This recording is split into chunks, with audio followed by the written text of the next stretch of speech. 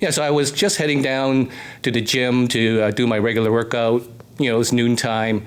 In the locker room, the global head of our area was also coming down for a workout, I thought. His locker was right beside me. And so he says to me, Perry, I'm not here to do a workout. Actually, I want to see you. In the morning, you're going to get a severance package. And I'm not supposed to tell you this. And so right there, I was shocked. It was unexpected. And then that feeling of rejection.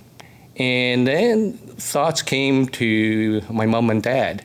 The thing that they wanted to do, I guess always, is to provide a good life for the son, family, my siblings. I remember there were kind of things they struggled with too, because they're pretty well a story of the any immigrants coming over here to Canada. My mom told me about Grandpa. He actually came over in 1921.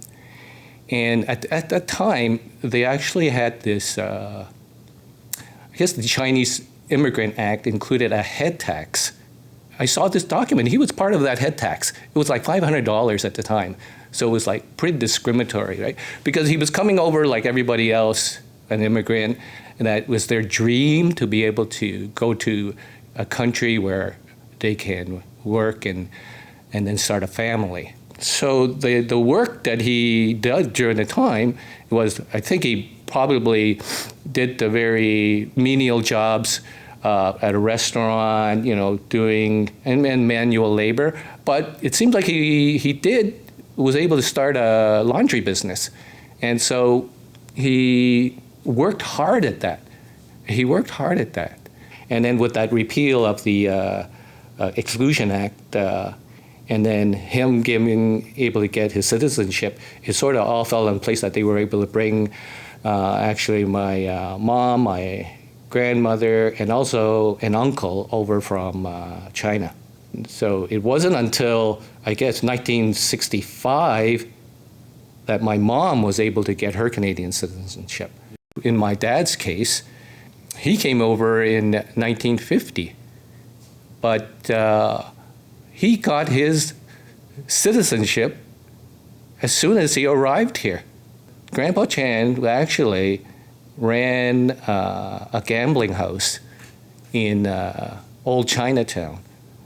He was informed by his brother that, you have a grandson in Hong Kong. You should sponsor him over. The reason probably he got his citizenship right away when he came over is that, great-grandpa Chan probably had all these connections, and then whatever needed to be done, it got done. So, my dad was penniless, and he didn't go and work at the gambling house.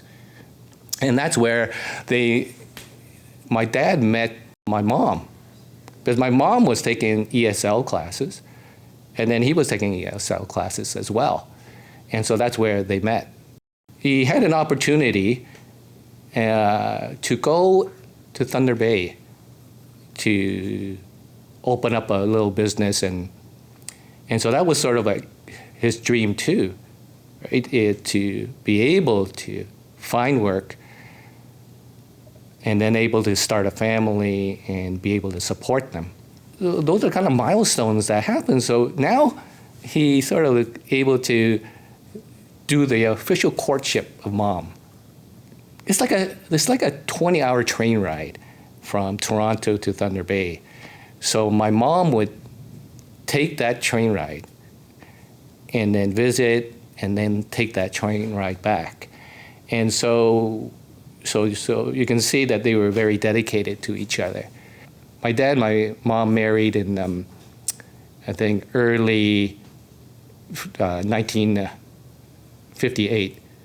The restaurant in Thunder Bay went under, but he persevered, and he was able to, I guess I was like 6 years old, and my sister was 4, that was able to save enough to buy a life insurance policy for himself, for mom, for me, and for my sister. So I guess that's another thing that they always work hard to.